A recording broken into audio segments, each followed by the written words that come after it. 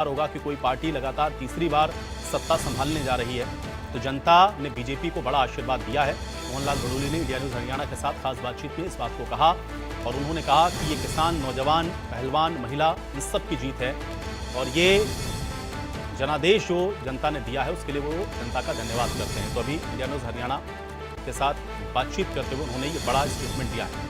तो अब जीत की ओर बढ़ती हुई भारतीय जनता पार्टी, चूंकि अब नतीजों में बहुत ज्यादा उलटफेर होने की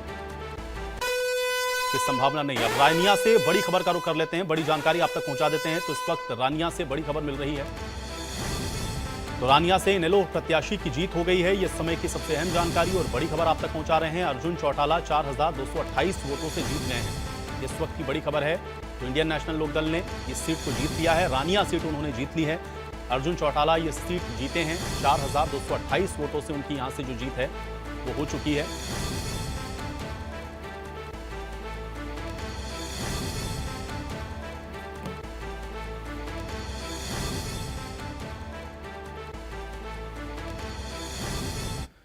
तो चलिए, ये जीत हार के जो सिलसिले हैं वो लगातार इसी तरह से हम आपको बताते रहेंगे कि कहां पर कौन जीत रहा है, कौन हार रहा है। लेकिन अभी मेरे साथ दो मेहमान बहुत देर से इंतजार कर रहे हैं, मैं पहले उनका परिचय करवाता हूं, उसके बाद इस चर्चा को थोड़ा सा आगे हम लोग बढ़ा लेते हैं। ऋषिपाल जी हमारे साथ कांग्रेस पार्टी की तरफ से। ऋषिपाल जी, स्वागत है आपका इस चर्चा में। और जगजीत कौर जी है हमारे साथ हैं इंडियन नेशनल लोकदल की तरफ से। जगजीत कौर जी, आपका भी स्वागत है।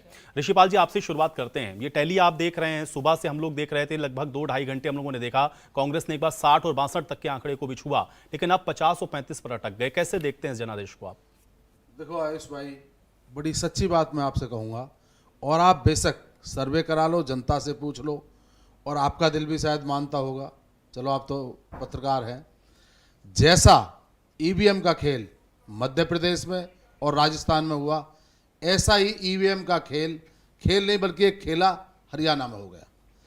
जनता से आपके सर्वे के द्वारा, जनता की भावनाओं के द्वारा, जनता ने रैलियों और रोषों के द्वारा ये दिखा दिया था स्पष्ट रूप से पूरे देश को और प्रदेश को कि इस बार हरियाणा में भाजपा की सरकार बदलने जा रही है।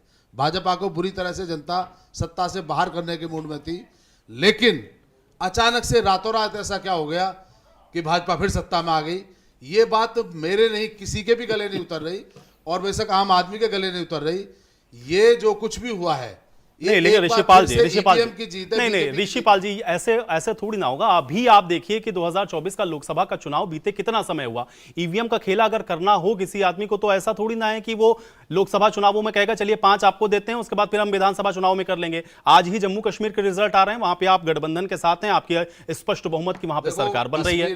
कश्मीर में तो इनका कुछ है ही नहीं, जम्मू में इनकी सीट आ रही है बीजेपी की, और जहां तक बात है लोकसभा चुनाव की, तो लेकिन इसको कौन नहीं ऋषिपाल जी, देखिए ईवीएम पे ठीकरा फोड़ना मुझे लगता है कि अब आप लोग को नहीं करना चाहिए, क्योंकि आप 50-55 से 99 तक लोकसभा में पहुंचे। हरियाणा में 10 से आप 0 से आप 5 पर आ गए। उसके बाद भी आप देख रहे हैं बहुत सारे प्रदेशों के अंदर आपने अच्छा परफॉर्मेंस किया है।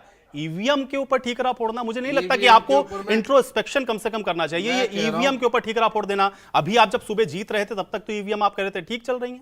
आयुष भाई, ऐसा है, मैं ईवीएम पे ठीकरा नहीं बोल रहा, बल्कि मैं बिल्कुल पूरे आत्मविश्वास से कह रहा हूं और पूरी गंभीरता से और जिम्मेदारी से कह रहा हूं कि इसमें ईवीएम का बड़ा खेला किया गया है।